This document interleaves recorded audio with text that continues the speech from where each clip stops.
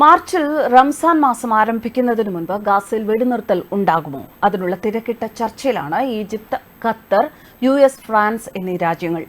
വെടിനിർത്തൽ വന്നാലും കരയാക്രമണം നടന്നേ തീരൂ എന്ന നിലപാടിലാണ് ഇസ്രായേൽ പ്രധാനമന്ത്രി.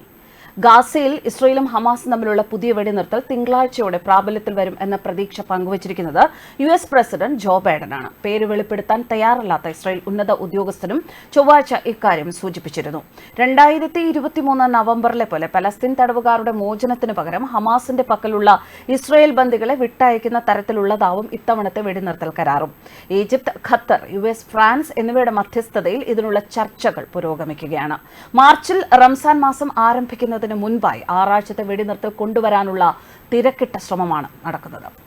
നവംബറിലെ വെടിനിർത്തലിന് ചുക്കാൻ പിടിച്ച ഖത്തർ അമീർ Sheikh Tamim bin Hamad Al താനി ഫ്രഞ്ച് പ്രസിഡന്റ് ഇമ്മാനുവൽ മാക്രോണുമായി പാരീസിൽ കൂടിക്കാഴ്ച നടത്തും. ഫ്രാൻസിലേക്ക് തിരിക്കും മുൻപ് ഖത്തറിലെ ദോഹയിൽ കഴിയുന്ന ഹമാസ് നേതാവ് ഇസ്മയിൽ ഹനിയയുമായി അമീർ കൂടിക്കാഴ്ച നടത്തിയിരുന്നു. സ്ഥിരമായ വെടിനിർത്തൽ അടിയന്തരമായി സാധ്യമാക്കുന്നതിനുള്ള ചർച്ചയായിരുന്നു ഇതെന്ന് ഖത്തർ ന്യൂസ് ഏജൻസി റിപ്പോർട്ട് ചെയ്തു.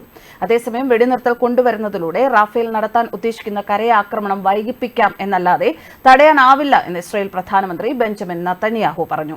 ഹമാസിന് മേൽ പൂർണ്ണ വിജയം നേടാൻ റഫേൽ കരയുദ്ധം അനിവാര്യമാണെന്നും അദ്ദേഹം പറയുന്നു. 5-ാം മാസത്തോടടുക്കുന്ന യുദ്ധത്തിൽ ഗാസയിൽ കൊല്ലപ്പെട്ടവരുടെ എണ്ണം 29,782 ആയി.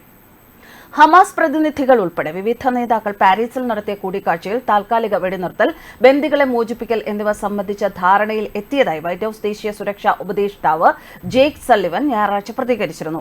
റംസാൻ വ്രതം ആരംഭിക്കുന്നതിന് മുൻപ് വിഷയത്തിൽ അനുകൂലമായ തീരുമാനത്തിൽ എത്താൻ ആകുമെന്നുള്ള പ്രതീക്ഷയുണ്ട് എന്നും ചില വിട്ടുവീഴ്ചകൾക്ക് ഹമാസ് തയ്യാറായേക്കുമെന്നും റിപ്പോർട്ടുണ്ട്. അതേസമയം ഖത്തറിൽ ബന്ദിമോചനത്തിനുള്ള ചർച്ച നടക്കുന്നതിനിടെ ഇസ്രായേലിൽ നെതന്യാഹു സർക്കാരിനെതിരെ കൂറ്റൻ മാർച്ചിന് ഒരുങ്ങുകയാണ് ബന്ദികളുടെ ബന്ധുക്കൾ. ഈ ആഴ്ച തുടങ്ങുന്ന മാർച്ച് ശനിയാഴ്ചയാണ് സമാപിക്കുക.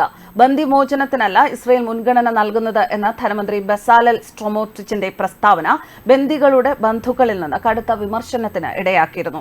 പലസ്തീൻ അതിർത്തിയിൽ മനുഷ്യജീവിതം കൂടുതൽ പ്രതിസന്ധിയിലേക്ക് നീങ്ങുന്ന സാഹചര്യത്തിൽ ഈജിപ്ത്, ഖത്തർ, US, ഫ്രാൻസ് തുടങ്ങി വിവിധ രാജ്യങ്ങളിൽ നിന്നുള്ള പ്രതിനിധികൾ ഇസ്രായേൽ ഹമാസ് യുദ്ധം നിർത്തുന്നതിനും ഗാസയിൽ ബന്ദികളാക്കപ്പെട്ടവരുടെ മോചനത്തിനുമായുള്ള അടിയന്തര മാർഗങ്ങൾ തിരയുകയാണ്. ഇസ്രായേൽ ഇപ്പോഴും ആക്രമണം തുടരുന്ന ഗാസയിൽ പട്ടിണി മരണം വ്യാപകമാവുകയാണ്. 2 മാസം പ്രായമുള്ള കുഞ്ഞ് വിശന്ന് മരിച്ചതായുള്ള വാർത്ത കഴിഞ്ഞ ദിവസമാണ് പുറത്തുവന്നത്.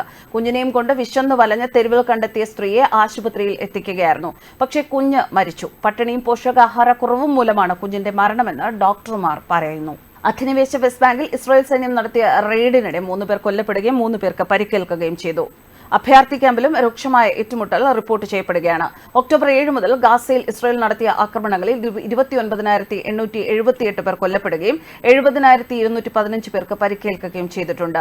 ഒക്ടോബർ 7 ആക്രമണത്തിൽ ഇസ്രായേലിൽ പുതുക്കിയ മരണസംഖ്യ 1,139 ആണ്. ന്യൂസ് ഡെസ്ക് കർമ്മ ന്യൂസ്.